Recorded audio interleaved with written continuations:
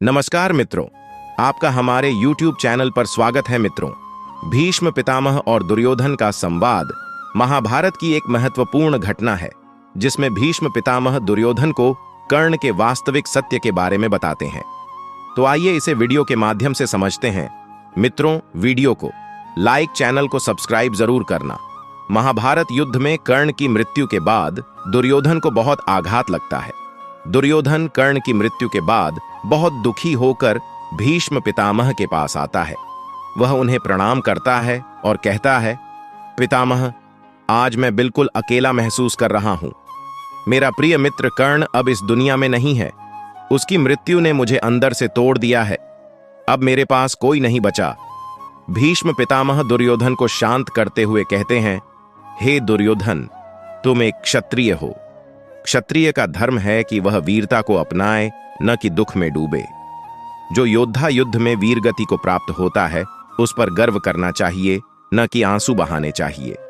दुर्योधन फिर कहता है, पितामह, कर्ण की मृत्यु का दुख मुझे अंदर तक झकझोर गया है। मैं इससे कैसे उबर सकता हूं? भीष्म पितामह गहरी सांस लेते हुए कहते हैं, दुर्योधन, कर्ण की मृत्यु कोई साधारण घटना नहीं थी। यह उसके लिए एक वरदान था, क्योंकि उसने अपने जीवन में बहुत बड़े बलिदान किए हैं। लेकिन एक बात तुम्हें जाननी चाहिए, कर्ण राधेय नहीं था, वह वास्तव में कुंती पुत्र था।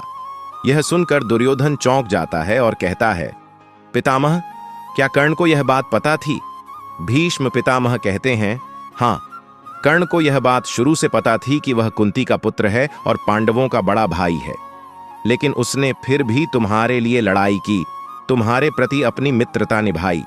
वह एक महान धनुर्धर और दानवीर था, जिसने अपनी मित्रता के लिए सब कुछ त्याग दिया।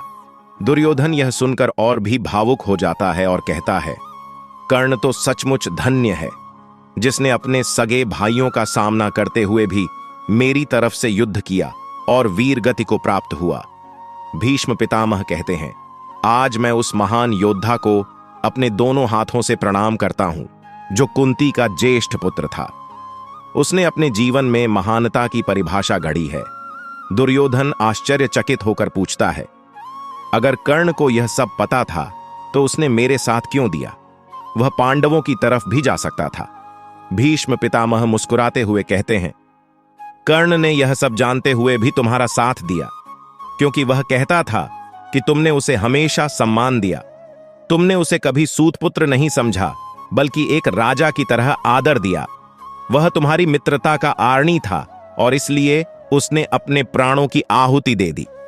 यह सुनकर दुर्योधन भावुक हो जाता है और भीष्म पितामह को प्रणाम करके वहां से चला जाता है। इस प्रकार भीष्म और दुर्योधन के बीच कर्ण के सत्य का संबोधन हुआ।